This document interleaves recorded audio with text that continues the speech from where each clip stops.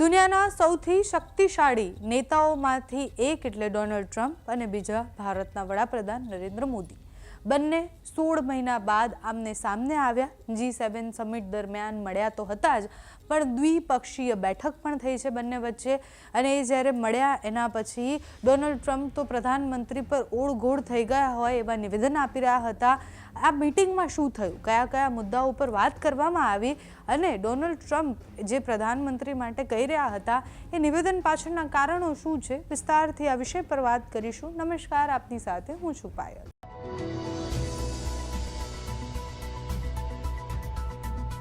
G7 summit દરમિયાન ભારતના વડાપ્રધાન નરેન્દ્ર મોદી અને અમેરિકાના પ્રમુખ ડોનાલ્ડ ટ્રમ્પ વચ્ચે મહત્વપૂર્ણ દ્વિપક્ષીય બેઠક યોજાઈ।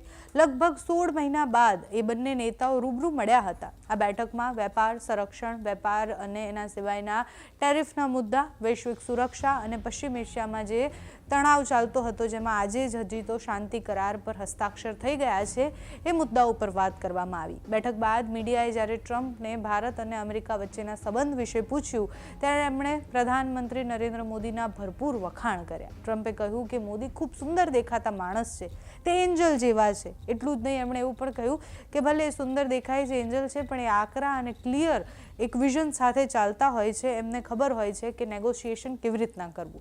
ટ્રમ્પના આ શબ્દો સોશિયલ મીડિયા પર ખૂબ વાયરલ થયા।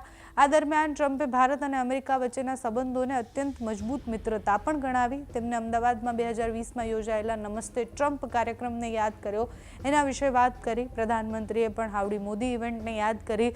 સાથે જ બંને નેતાઓએ દેશમાં કેવી રીતના કામ કરવાનું છે એ વિષય પર વાત કરી।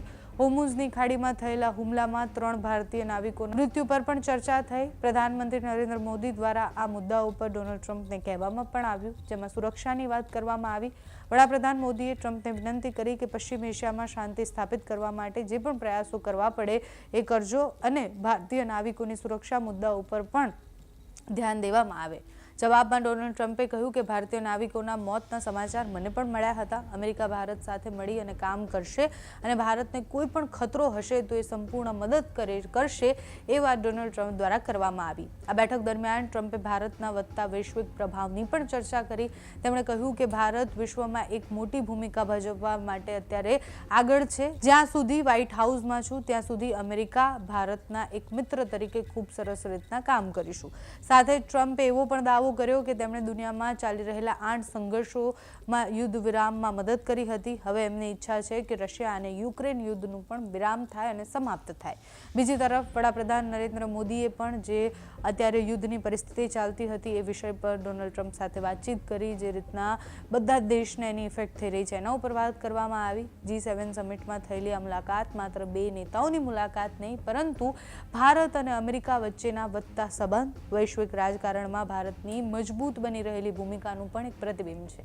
તમને શું લાગે છે, ડોનાલ્ડ ટ્રમ્પે જે નિવેદન આપ્યું અને પ્રધાનમંત્રી માટે જે કહ્યું એનો અર્થ શું થઈ રહ્યો છે? અમને કમેન્ટ્સમાં જરૂર જણાવજો। અત્યારે આ વિડીયોમાં બસ આટલું। જો તમે અમને યુટ્યુબ પર જોઈ રહ્યા હોય તો સબસ્ક્રાઇબ કરજો, ફેસબુક પર જોઈ રહ્યા હોય તો ફોલો કરજો, અમારા વિડીયોને લાઇક અને શેર કરજો।